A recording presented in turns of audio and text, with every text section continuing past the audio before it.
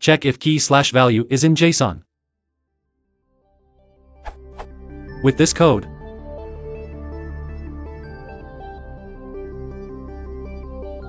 I get a JSON feed like this.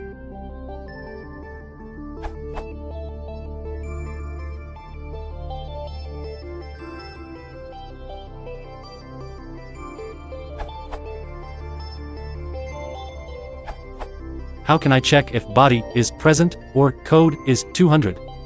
My script should return true or false. Update. If I add this code as proposed in the answers, it works fine.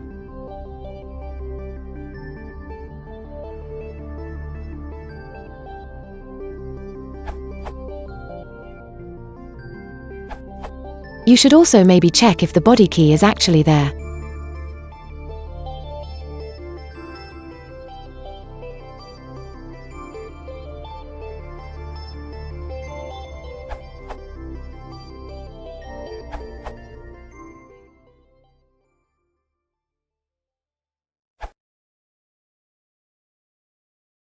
If you want to support the channel, please consider liking and subscribing.